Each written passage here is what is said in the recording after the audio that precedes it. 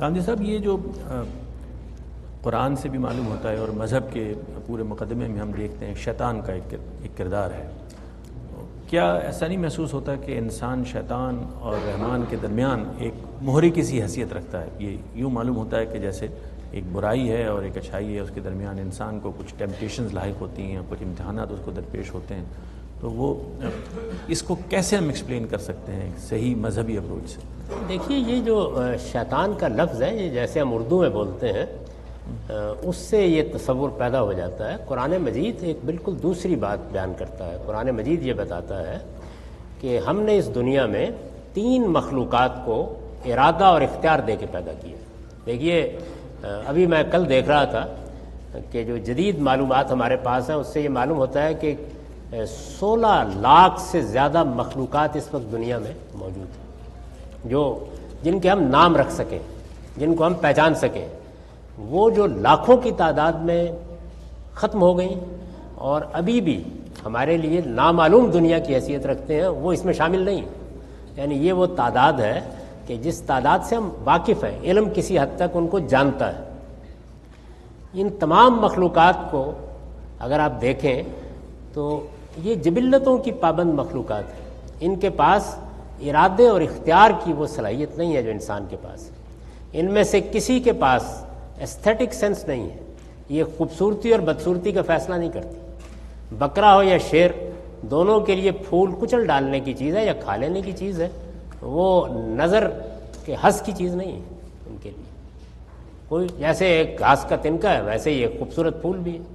یہ اخلاقی احساس بھی نہیں رکھتے، یعنی ان کے ہاں یہ تصور نہیں ہے، موجود ہی نہیں ان کے ہاں۔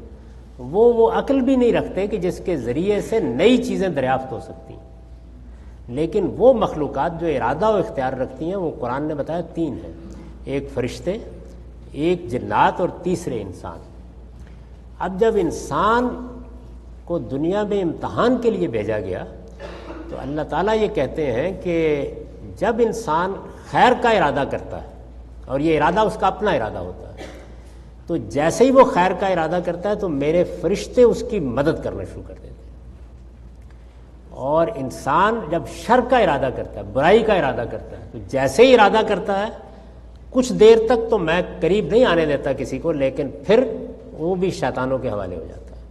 تو اصل میں شیطان کون ہے؟ اس کا جواب دیا قرآن نے، من الجنت والناس۔ وہ انسانوں میں بھی موجود ہے، وہ جنات میں بھی موجود ہے۔ تو دونوں ارادہ اور اختیار رکھنے والی مخلوقات میں جو لوگ خدا سے سرکش ہو جاتے ہیں، جو لوگ یہ فیصلہ کر لیتے ہیں کہ ان کو برائی کا راستہ اختیار کرنا ہے، ان کو عربی میں شیطان کہا جاتا ہے۔ شیطان کسی مخلوق کا نام نہیں ہے، وہ جنوں میں سے بھی پیدا ہو جاتے ہیں اپنے اس عمل کے نتیجے میں، اور انسانوں میں پیدا ہو جاتے ہیں۔ سورہ ناس جو قرآن مجید کی آخری سورہ ہے، کبھی پڑھیے، اس کا آخری جملہ کیا ہے؟ یعنی وہ جو وسوسے ڈالتے ہیں دلوں میں، من الجنت والناس، وہ انسانوں میں بھی ہیں، جنوں میں بھی ہیں۔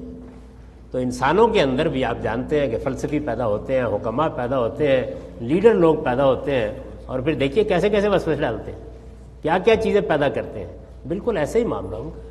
تو اس وجہ سے یہ یوں نہیں ہے کہ کوئی شیطان ایک مخلوق بنا کے ایک کشمکش میں ڈال دیا گیا ہے۔ یعنی میری کشمکش میرے اندر ہے، وہ میرے ارادے کی کشمکش ہے۔ جب میرا وہ ارادہ پیدا ہو جاتا ہے اور میں اس کے تحت کوئی فیصلہ کرتا ہوں، تو اس فیصلے کو یا فرشتوں کی تائید حاصل ہوتی ہے یا شیطانوں کی تائید حاصل ہوتی ہے۔